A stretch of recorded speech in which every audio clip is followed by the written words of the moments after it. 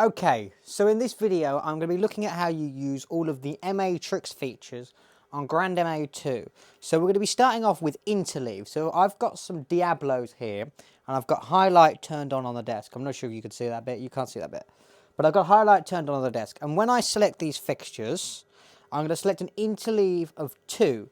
So essentially, I don't really know the best way to explain this, but it kind of groups them. So it sort of says 2, and then 2, and then 2. So best way for me to explain this is if I select 4 fixtures, and I go with an interleave of 2, I will always be selecting the first fixture in the set of 2. Whereas if I went for an interleave of 3, I'll be selecting the first fixture in what is an interleave of 3, if that makes sense. It doesn't work very well with the size of 2 fixtures I've got here unless I'm doing an interleave of 2. So we will go for an interleave of 2 for another demonstration. And as you can see here, these 2 are on, and when I press next, I go to the next interleave. So you press please and next to skip between the interleaves.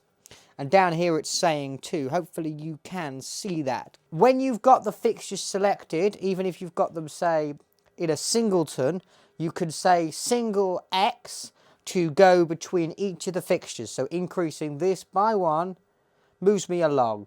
The quicker way to do this is with the previous and next keys. The next thing we will be looking at is block. So block works similar. So say I select me fixtures. Really, I should have put 6 fixtures here, but I got me 4 fixtures, and I want them in blocks of 2. They will now always work in blocks of 2. So I'll have these 2 on, and then these 2 on. It's very similar to interleave, but it is in block. Very similar to how the blocks feature works is the groups feature, but this essentially groups them into those groups. So say I select all these fixtures, and then give it a grouping of, let's go with 3.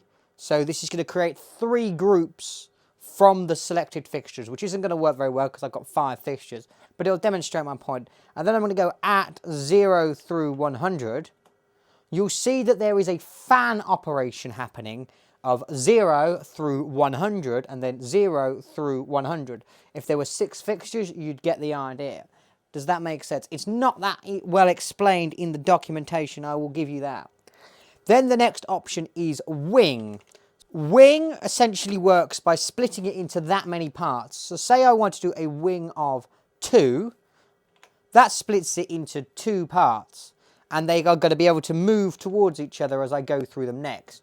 So you can see I've got the outer ones, then the slightly inner, and then the center one.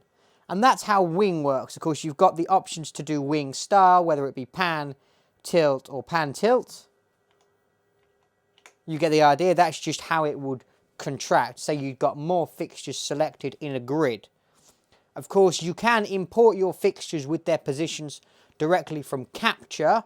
I've got a video about that. That kind of sums up all of these matrix operations. Hopefully you could see that okay. I'll see you in the next one.